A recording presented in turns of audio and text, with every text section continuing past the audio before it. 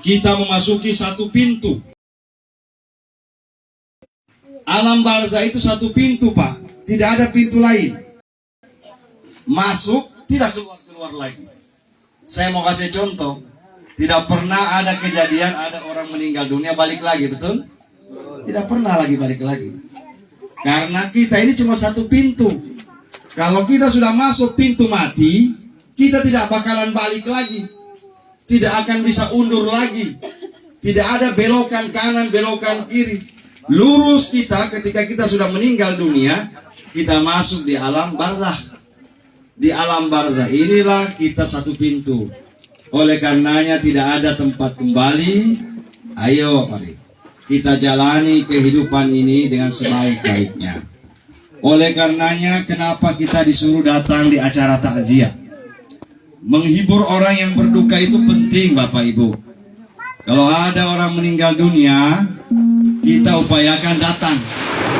Alhamdulillah di Pelawa ini saya sudah sering ke Pelawa. Subhanallah. Luar biasa, Pelawa baru, banyak sekali yang datang di acara takziah.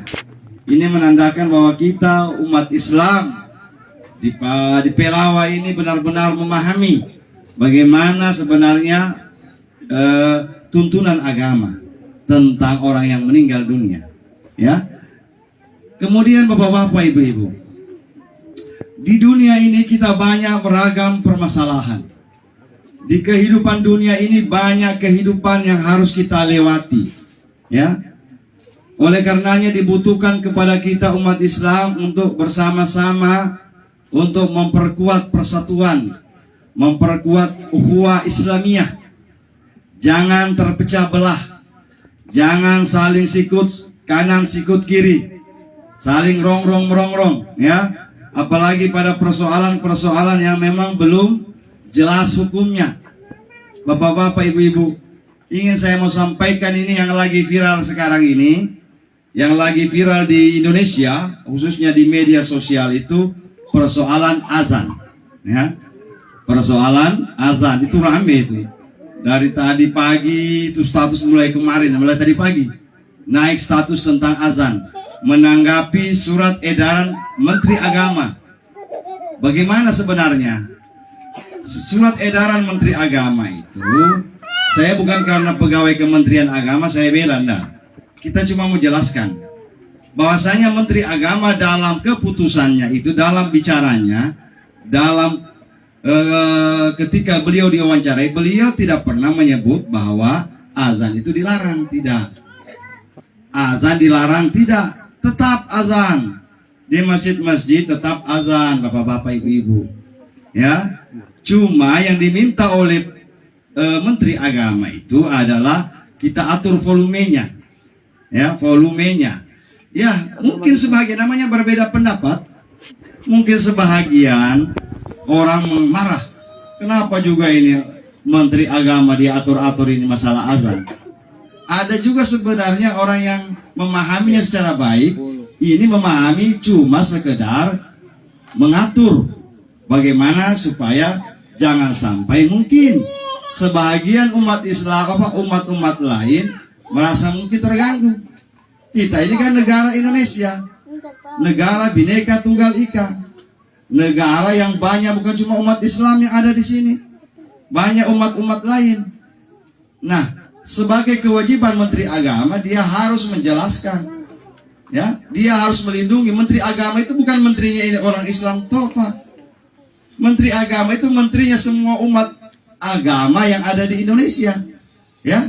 Jadi kita pahamilah ini secara benar, ya. Mungkin oleh sebagian orang marah, tetapi pada intinya Menteri Agama tidak melarang kita untuk azan. Nah, azan tidak ada yang berani larang. Azan itu begini, bapak-bapak, ibu, perlu saya jelaskan. Azan ini adalah, kalau aslinya azan, azana yu'azzinu, itu disebut panggilan. Panggilan orang untuk menghadap Allah. Pertanda waktu masuk sholat. Allahu Akbar, Allahu Akbar.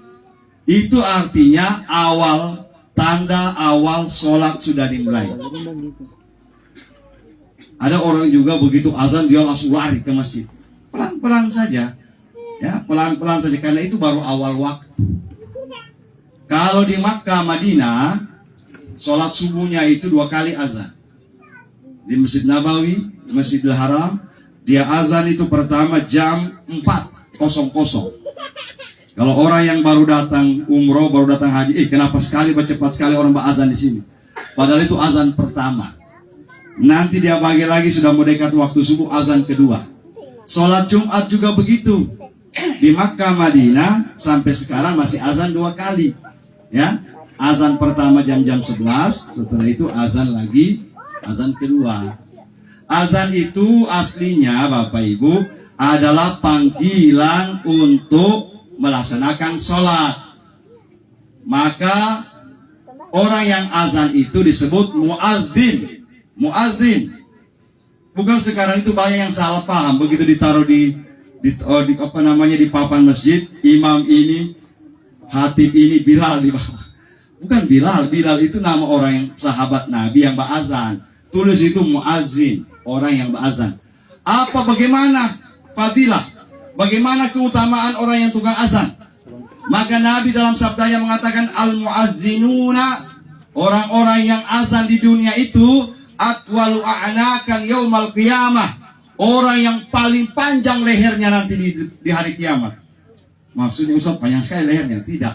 Maksudnya ini orang yang azan di dunia panjang lehernya, maksudnya besar, panjang kewibawaannya, tinggi kedudukannya di hari kiamat nanti.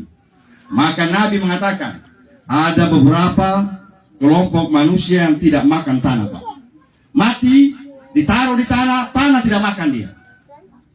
Tanah tidak berani makan. Pertama, al-anbiya wal mursalin, para nabi dan para rasul. Berdasarkan hadis Nabi, innallaha, sesungguhnya Allah, harrama alal ardi, mengharamkan kepada tanah, antakula ajsadal anbiya, untuk memakan tubuh para nabi dan para rasul. Jadi kalau kita mau bongkar, Pak, kubur-kuburnya para nabi itu masih utuh sampai sekarang. Masih utuh. Kuburan para nabi yang terbanyak itu di sana, di Palestina. Palestina itu negeri 1000 nabi.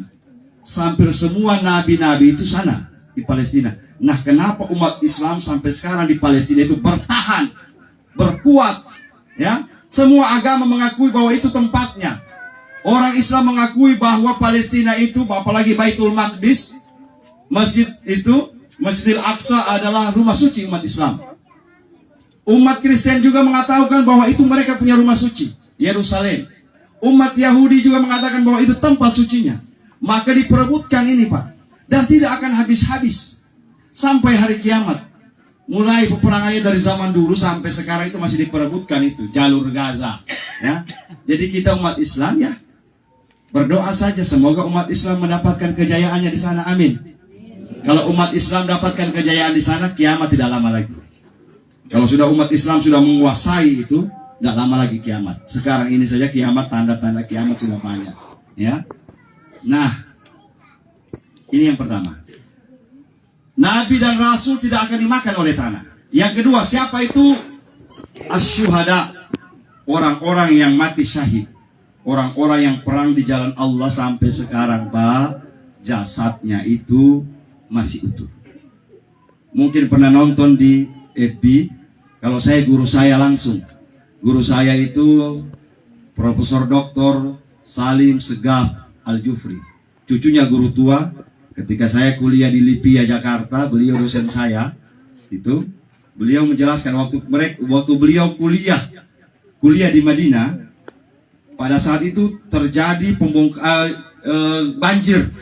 banjir di kota Madinah. Akhirnya tanah pekuburan, ya, pekuburan para sahabat Nabi itu banyak yang terendam air. Kemudian jenazah itu, Pak, banyak yang naik ke atas. Jenazah para sahabat, apalagi yang meninggal 70 orang yang mati di medan jihad, ya, itu naik. Ketika diperiksa, itu sama dengan baru kemarin meninggal, Pak. Padahal mereka meninggal sudah 1400 tahun. Sahabat Hamzah bin Abdul Muthalib, paman Nabi, itu dia punya hidung yang berdarah waktu perang, sampai sekarang masih berdarah. Subhanallah. Berarti Allah jamin bapak-bapak, bahwa orang-orang yang mati syahid, mati di jihad di jalan Allah itu tidak akan dimakan oleh tanah. Kita bukan nabi, kita juga bukan syuhada. Apakah ada cara kita? Ada. Satu peluang untuk kita yang bukan nabi dan bukan syuhada adalah azan. Siapa yang azan 40 tahun lamanya, 40 tahun tidak putus-putus, maka dia mati tidak pernah akan dimakan tanah. Nah sekarang aku hitunglah, siapa yang di masjid ini seberapa tahun dia azan, tukang azan, ya. Jangan 1 tahun azan, 2 tahun berhenti. 40 tahun ini memang tidak pernah berhenti. 40 tahun azan di masjid, mati bukan cuma husnul khatimah, bukan cuma masuk di surga, tanah pun tak kau makan.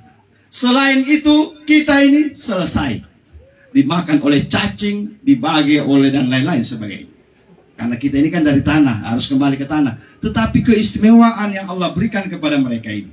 Nah ini azan, pertama fungsinya adalah untuk memanggil orang salat. Dalam beberapa kitab fikih itu dijelaskan ya sunnul azan, disunnahkan azan itu bukan cuma azan, bukan cuma panggil orang sholat.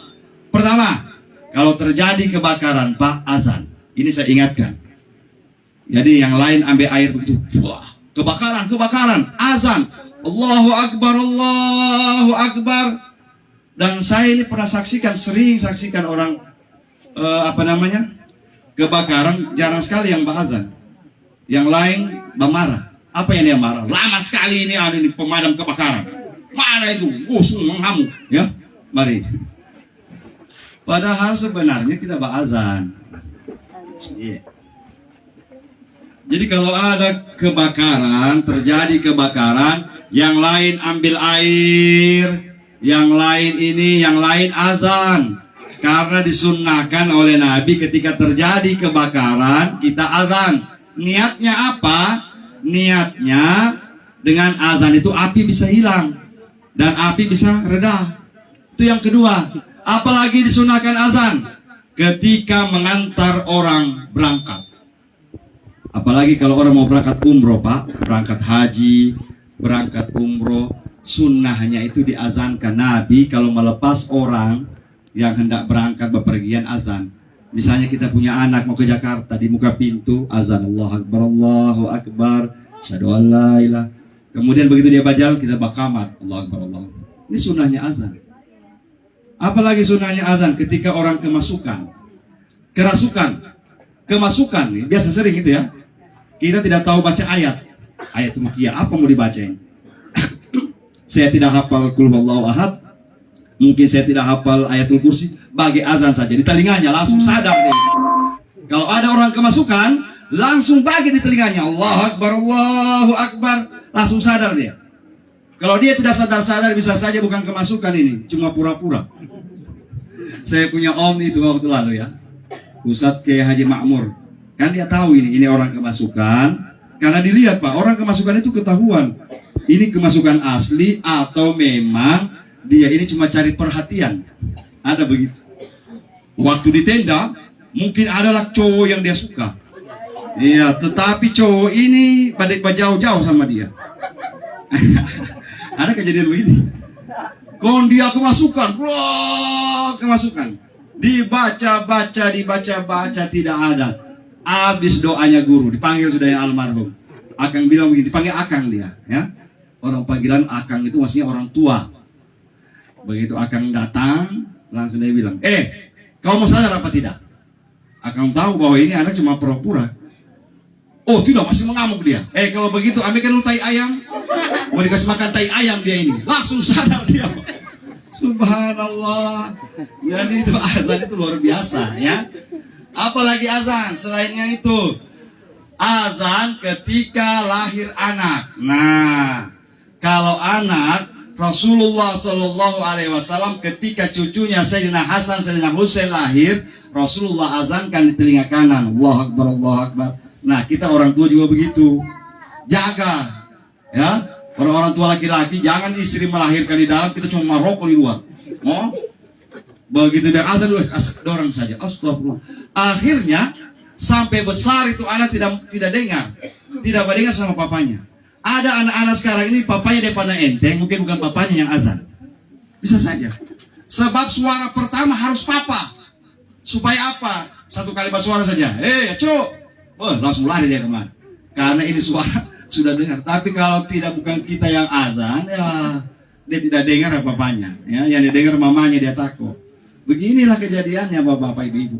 Azan, maka ulama mengkiaskan dalam kaidah Ahlus Sunnah wal Jamaah. Pertama, dasar hukum itu Al-Quran. Setelah Al-Quran, hadis. Kalau dalam Al-Quran, hadis ada penjelasan Nabi. Penjelasan itu namanya ijma ulama, pendapat para ulama. Ada disebut kias. Itu yang keempat, kias itu apa? Menganalogikan, mengibaratkan suatu hukum dengan hukum yang sebelumnya.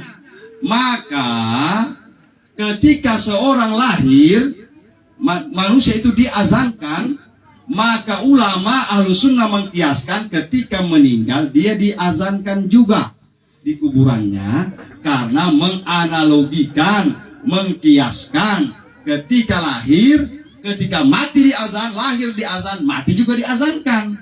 Maka itulah sebahagian pendapat yang mengatakan azan di kubur. Jadi yang tidak pakai apa-apa. Cuma kalau yang pakai karena ini analog kias. Ijma ulama itu setelah ijma ulama ada namanya kias. Dan ini banyak paham yang tidak pakai kias, pakai Al-Quran, hadis saja. Kalau kita cuma pakai Al-Quran dan hadis, tidak mampu kita, Pak. Kita ini orang yang bisa mengeluarkan hukum itu pertama harus hafal Al-Quran 30 juz. Pertanyaannya, adakah yang kita hafal 30 juz sekarang di luar kepala? Di dalam kepala. Kalau di luar kepala semua tuh. Tidak ada yang di dalam, maksudnya di luar semua. 30 juz. Kedua, dia harus menghafal paling kurang 10.000 hadis. Pertanyaannya, mana kita di Indonesia ini yang bisa hafal 10.000 hadis? Nah, kalau sudah begini baru bisa kategori imam. Imam itu boleh mengistinbat hukum, mengeluarkan hukum. Maka Imam Syafi'i, Imam Hanafi, Imam Hambali, itu mereka itu hafal Al-Quran di luar kepala, dan mereka menghafal ratusan ribu hadis. Maka kita ini tidak sampai begitu kita punya ilmu, kita pakai pendapat mereka. Maka mereka itu mengatakan ada kias. Nah, kita pakai. Ya, inilah azan. Bapak-bapak, mudah-mudahanlah persoalan azan yang lagi viral ini oleh Menteri Agama, saya mau tegaskan bahwa Menteri Agama tidak larang azan. Sekarang azan, jangan tidak azan lagi. Sedangkan azan tidak ada orang datang ke masjid. Bagaimana sudah azan tidak pakai mic lagi? So hilang orang di masjid.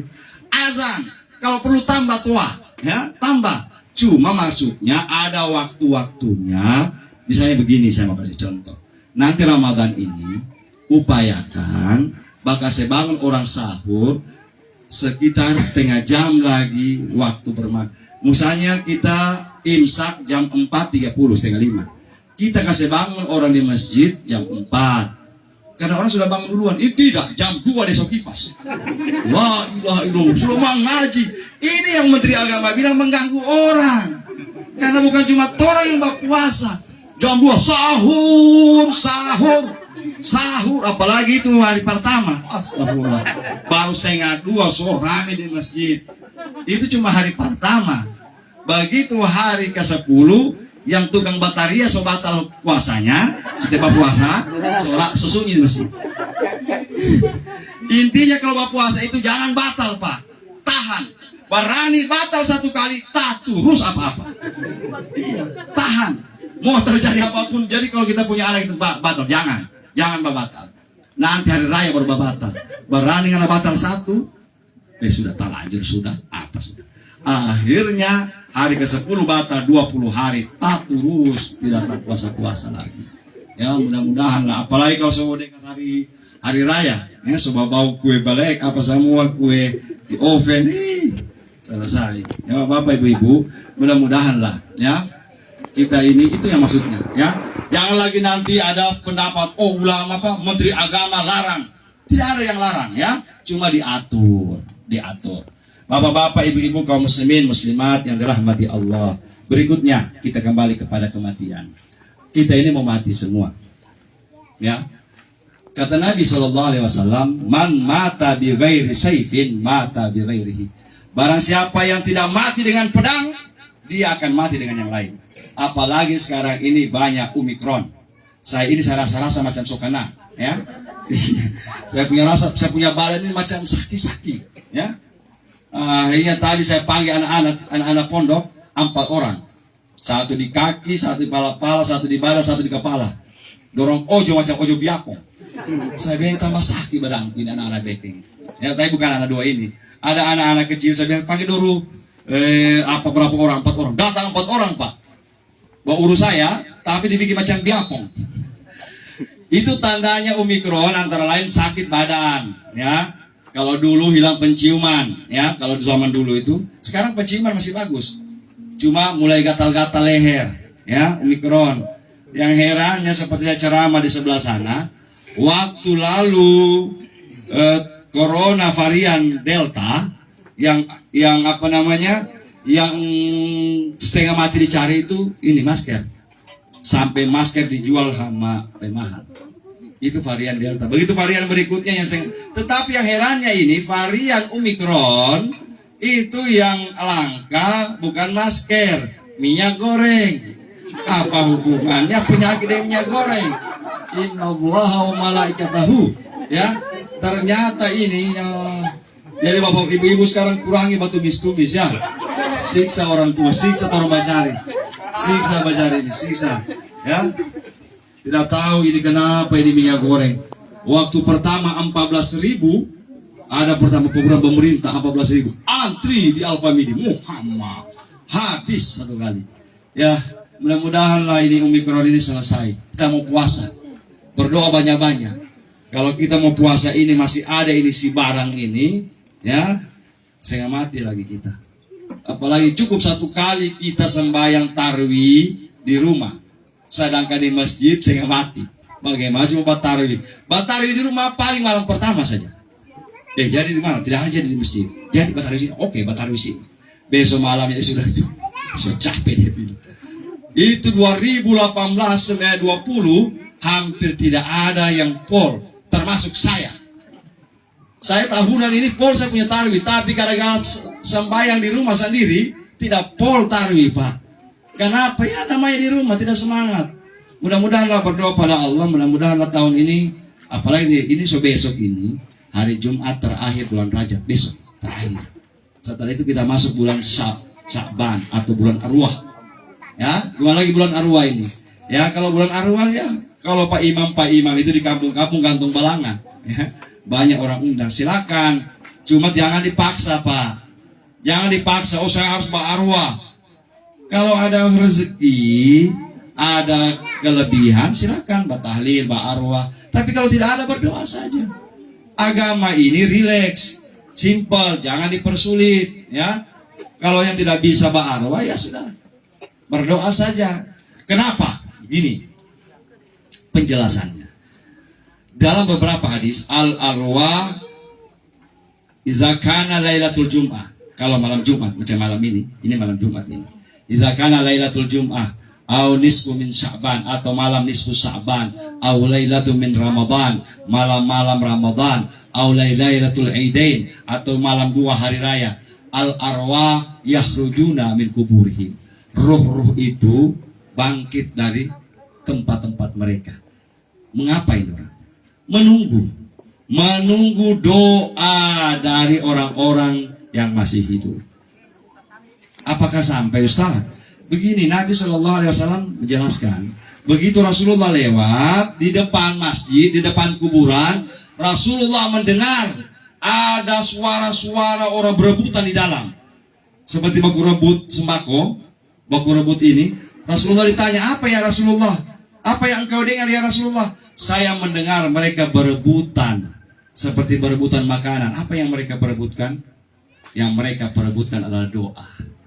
Begitu ada ibu-ibu, orang baku rebut di sana, itu ibu diam-diam saja. Berdiam-diam saja dia. Orang baku rampas di sana, dia tidak, dia santai saja di sini. Ditanya sama sahabat, Kenapa itu ibu tidak berebutan? Dia bilang karena anaknya mengirimkan spesial doa untuk dia. So terlalu banyak dia punya. Untuk apa lagi dia baku rebut? Itu yang baku rampas sana orang-orang yang anaknya lupa. Ya, kasihan orang punya orang tua. Orang bilang orang sayang kita punya orang tua. Tidak pernah dikirimkan doa. Baku rampas kasihan orang punya orang tua di sana. Bagus kalau berapa. Kalau tidak berapa. Maka kalau malam Jumat orang-orang tua ingatkan sama kita. Kalau malam Jumat habis maghrib jangan dulu putar TV, jangan dulu putar radio. Zaman dulu radio, TV, jangan dulu. Sekarang ini kalau malam Jumat kita punya HP, bunuh dulu, ya. Kasih tahu anak-anak baca Yasin dulu rame-rame. Kirimkan kamu kita punya orang tua supaya mereka insya Allah dapatkan doa. Ya, ini tidak malam Jumat bakaroke. Lari itu setan-setan datang semua ke rumah. Ya, kalau bakaroke itu malam Minggu, malam Jumat spesial kirim doa. Mudah-mudahan lah Bapak Ibu. Berikutnya, apalagi malam nisfu Sa'ban, tidak lama lagi nisfu Sa'ban. Kemudian malam-malam Lebaran, malam Idul Fitri, mudah-mudahan. Nah, sekarang pertanyaannya, kenapa ada dalam Islam ini ada hari-hari yang dilarang biasa yang dibantah oleh ulama-ulama lain itu? Tidak ada itu istilahnya hari ke-7, hari ke-3, hari 40. Dia bilang rata, betul itu. Doa itu tidak pakai hari. Setiap saat boleh berdoa. Kita punya orang tua meninggal, kita punya harta, kita banyak, kita punya uang. Setiap hari saya undang orang ke rumah. Mari sih bacakan doa, saya kasih makan. Cuma kan kemampuan orang beda-beda. Ya, kemampuan orang ada kasihan dia punya kemampuan cuma bikin hari ke-3 saja. Sudah selesai. Ada yang bilang saya nanti hari ke-7 saja. Maka kita pahami bahwa ini bukan dikhususkan doa. Doa ini tidak boleh khusus. Oh saya berdoa sama orang tua nanti malam Lebaran. Nah, itu tidak boleh kan? Saya nanti berdoa sama orang tua hari ke-40. Tidak boleh. Karena kita mengkhususkan hari. Tetapi kita ini cuma sesuai kemampuan. Berdasarkan ayat Al-Quran, la yukallifullahu nafsan illa wus'aha. Allah tidak memaksakan kehendak kepada hambanya kecuali yang dia mampu. Kalau dia mampu berdoa untuk orang tuanya hari ke-40, hari ke-40 saja. Selanjutnya berdoa sendiri. Ya, itu saja. Kemudian harus pakai kambing, Ustadz. Nah, ini lagi. Ya, kalau ada orang meninggal akikah, dia paksa harus kambing. Pas disorong kami, dia aduh masih kecil ini. Harusnya bawa jenggot, 2 biji jenggot di sini. Masya Allah. Bapak Ibu, kambing akikah itu atau kambing yang kita mau akikah atau begini, akikah itu satu saja. Akayaiku akikatan, yaitu rambut yang baru keluar dari perut ibu. Jadi kalau kita punya anak lahir, jangan dulu dikorek-korek dia punya rambut. Kasih biar gondrong. Kenapa? Karena belum dipotong dia punya kambing. Tidak boleh dipotong, tidak boleh dikorek-korek karena itu rambutnya dari dalam perut. Begitu sudah dipotong kambingnya baru boleh. Nah, kenapa sekarang di Parigi khususnya ini ada istilah akikah mati? Mengkhawatirkan jangan-jangan orang punya nenek ini dulu waktu kecil tidak diakikah. Maka sudah dipalat. Kan tidak pernah orang bertanya, nenek sudah diakikah? Mana saya tahu, saya juga masih kecil nih. Kan begitu. Jadi tidak pernah orang bertanya, orang punya nenek, orang punya papa saja. Pernah kayak kita tanya, kalau dia tidak marah, papa sudah diakikah? Kurang ngajarin anak ini. Jadi supaya jangan sampai kasihan orang punya orang tua tidak diakikah, orang potong akan. Tetapi kalau kita punya anak, saya punya anak, saya sendiri yang akikah. Saya sendiri yang akikah, saya lihat langsung, saya yang beli kambing. Tidak usah diakikah lagi kalau mati. Namanya pemborosan. Karena sudah diakikah masih kecil. Sekarang boleh Ustaz Bapak potong kambing kalau ada orang meninggal. Boleh. Tapi bukan akikah lagi namanya. Namanya itu cuma sekedar sedekah. Tapi kalau kita punya orang tua macam almarhumah ini, anak-anaknya pasti tanya. Pernahkah anak-anaknya tanya sama almarhumah yang meninggal? Sudah diakikah tidak dia? Kalau kita belum pernah tanya, kita ragu, sudah potong saja. Tidak apa-apa. Artinya begini, akikah ini adalah bentuk kalau orang belum diakikah, maka dia belum milik sempurna. Dia sempurna hidupnya itu kalau sudah diakikah. Saya herannya sekarang ini ada orang beli motor bisa, ya, beli ini bisa, bangun rumah bisa, pas akikah, aduh tiada kambing. Allahu Akbar. Ya, boleh gak potong ayam Ustaz? Ama kasihan. Beli motor potong ayam, masa dapat anak ayam juga, ya. Itu kalau akikah Nabi mengatakan laki-laki 2 ekor kambing, perempuan 1 ekor. Tidak boleh dikasih turun. Kalau dikasih naik boleh. Contoh Ustaz, orang di kampung ini tidak makan kambing. Nah, mau nih orang di sini. Ya, banyak itu. Saya mari jadi ganti sapi Ustaz, lebih bagus. Kalau kamu ganti sapi, ganti kerbau, lebih bagus lagi. Ya, sedangkan kambing boleh, bagaimana sapi? Jadi kalau kita ada sapi, kita mau ke anak tidak ada kambing, ya sudah sapi sudah 1 kali, bismillah, lebih bagus lagi. Cuma jangan dari kambing turun ke ayam. Nah ini betul-betul orang tua pahit dulu, ya. Sinang karaoke orang tua begini, bayangkan cuma ayam dia kasih akan, ya. Jadi mudah-mudahan lah, insya Allah kalau kita sudah akikah. Nah setelah itu kalau kita tidak mampu, umur kambing akikah ini minimal umur 2 tahun, 1,5 tahun lebih ke atas. Jadi kambing akikah itu jadi lihat tandu. Kalau mau lihat tandu, kambing Jawa tidak ada tandunya. Biar seumur 4 tahun tidak ada tandu. Jadi jangan kasih lihat, kasih muncul dulu tandunya. Usahakan kasih panjang. Usahakan ada kambing Jawa tidak berjenggot juga. Jadi di dalam agama kita ini kita lihat umur kambingnya. Jangan juga kasih yang perangkang. Masih manis dia punya daging itu. Yang baru 6 bulan kasih dia punya umur, masih batoto sama mamanya, tolong sama potong akikah, ya Allah. Tidak sesuai itu Bapak Ibu. Usahakan yang sudah besar-besar. Berikutnya setelah almarhumah meninggal ini, yang perlu dipersiapkan pertama, sebagai ceramah terakhir ini tidak panjang-panjang, karena saya takut saya Omikron jangan kambuh di sini. Nah, bahaya. 1. Kalau seandainya almarhumah ini punya hutang, tanya. Baku tanya sama saudara, ada hutang yang mama ini? Kalau ada hutang sama siapa? Bayar. Bahkan kata Nabi, kalau kamu orang yang meninggal itu punya hutang, tidak ada uang untuk membayar hutang yang orang meninggal, jual rumahnya. Coba bayangkan Pak. Nabi bilang, kalau ada orang meninggal pasti harus wajib bayar hutangnya. Ya. Kemudian dia bilang, aduh tidak ada utang ya mama, utang janji banyak, ya. Misalnya ini mama berjanji sama ini, kita sebagai anak ya, saya punya mama pernah berjanji begini, ya saya meninggal kasih saya yang bayar. Berikutnya, kalau almarhumah punya utang sama kita harus minta diikhlaskan. Tapi kalau kita yang berutang sama almarhumah, jangan minta diikhlaskan. Ya, biasa begitu. Oh, alhamdulillah. So mati dia. Tidak ada nota, tidak ada apa. Kasihan ya Allah, banyak begitu. Ya, begitu orang meninggal dunia mati, padahal utang banyak. Maka coba lihat Al-Quran 6.664 ayat, 114 surah. Ayat terpanjang dalam Al-Quran itu surah Al-Baqarah mengenai hutang.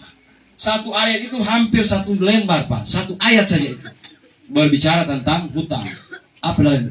Wa iza tadayantum bidainin ila ajalin musamma faktubu. Antara lain, kalau kamu hutang piutang harus tulis, jangan cuma andalkan ingatan. Pinjam dulu uang. Ya, harusnya tulis itu Pak. Usah baku percaya saja tuh. Tidak boleh baku percaya. Kalau hari ini baku percaya, besok so tidak baku percaya, lusa-lusanya orang yang berutang lebih ganas daripada yang berutang. Orang yang berutang, dia yang punya uang. So boleh ada bastor le. Ada dulu, maka mah nagih terus. Astagfirullah. Kita yang berutang, kita yang lebih ganas. Na'udzubillah min zalik ya. Padahal dia tahu ini mati dengan utang ini bahaya. 1, mati dengan hutang. Kalau ada orang ada hutangnya mati, pertama, tengah mati dapat husnul khatimah. Kedua, susah dapat surga. Sedangkan orang yang mati syahid, begitu dia mati syahid, dia punya ruh ke hadapan Allah langsung masuk surga. Tapi Allah tanya dulu, ada utang dia? Tiada, silakan masuk surga. Tapi kalau orang mati syahid ada utangnya, tunggu di pintu surga. Masih batunggu karena kasih selesai dulu utangnya. Nah, bagaimana kita ini bukan mati syahid, mati konyol banyak dan mati puru. Ini sedangkan orang mati syahid ini tatani pintu surga. Bagaimana mati konyol? La haula wala quwata illa. Bayar utang le. Jangan terlalu le. Ya. Sekarang ini kalau hutang, ama. Itu apalagi sekarang intai udah bukan ibu-ibu di sini. Nah, utang di sini, bayar di rumah sebelah sana. Nah, jadi suami tidak tahu. Utang dia tapi dia jangan datang di rumah sana. Udah di sana tuh orang. Ya Allah, suami tidak tahu. Begitu meninggal, ibu punya suaminya istrinya bapak ada utang. Tidak pernah. Saya ini di rumah tiap hari tidak pernah saya dia utang. Padahal dia tahu dia punya istri bapak utang di sebelah sana. Mudah-mudahan tidak di sini, ya. La ilaha illallah, jangan kayak yang utang itu, ya, bahaya. Yang kedua, kalau almarhumah ini Pak, dan tadi tersinggung, bukan tersinggung ya. Kalau tersinggung lebih bagus. Yang kedua, kalau hutang almarhum sudah selesai, yang perlu kita jelaskan adalah anak-anak, ya, anak-anaknya. Saya ingatkan, jangan sampai ketika orang tua sudah meninggal kita ribut. Barasa orang tua. Kenapa barasa? Ini 3 alam. Kita bermain 3 alam sekarang. Alam pertama, alamul lahud, alamnya Allah sana. Kedua, alam barzah. Ketiga, alam dunia. Itu connect. Kenapa connect? Macam satu strong. Di sana menyala, tak menyala semua. Jadi kalau kita punya orang tua sudah meninggal, kita ada salah di dunia, langsung dia rasa di situ, Pak. Langsung. Mana hadis Profesor Dr. Gurai Shihab? Itu profesor doktor ahli tafsir dunia orang Indonesia. Beliau mengatakan begini, dalam tafsirnya mengatakan alam barzah itu, alam kubur itu bagaikan rumah kaca. Orang nanti kalau masuk di kubur bagaikan rumah kaca, artinya tembus. Sebelah kanan yang kita lihat akhirat. Kalau kita masuk surga kita lihat surga. Kalau kita masuk neraka nanti surga neraka terus kita lihat. Kalau kita menengok ke kiri, yang kita lihat dunia. Siapa yang kita lihat di dunia? Anak kita. Jadi hati-hati. Lebih baik papa mama masih hidup, orang tidak tahu. Contoh, bapak punya anak, ibu punya anak kuliah di Palu. Mau apa dia di Palu, narkoba kah, mau apa kah dia? Bapak ibu tidak tahu di sini. Kecuali orang lapor. Kasihan kau punya anak di sana kuliah. So tidak sanggup, tidak pergi kuliah lagi. Ya. Kita tahu nanti orang lapor. Tapi kalau orang meninggal dunia, apa yang dibuat oleh anaknya di dunia ini dia lihat, Pak. Dia lihat. Ini penjelasan ahli tafsir. Jadi jangan sampai kita ribut. Apalagi ribut masalah harta. Sebagai akhir, kalau orang tua sudah meninggal, kalau tidak ada papa, apalagi kalau papa yang meninggal, maka posisinya begini. Al-ahul kabir yagu magamul walid. Laki-laki yang paling tua itu berada pada posisi mengganti orang tua. Jadi apapun keputusan keluarga ini, laki-laki yang paling tua itu, walaupun dia nomor 3, perempuan dia laki-laki nomor 3, tapi dia laki-laki yang paling tua, berarti keputusan sama dia, karena dia mengganti posisi ayah. Kalau ayah tidak ada, tapi kalau ayah masih ada berarti masih ayah. Tapi seandainya tidak ada lagi ayah, berarti posisi pindah ke anak laki-laki yang paling besar.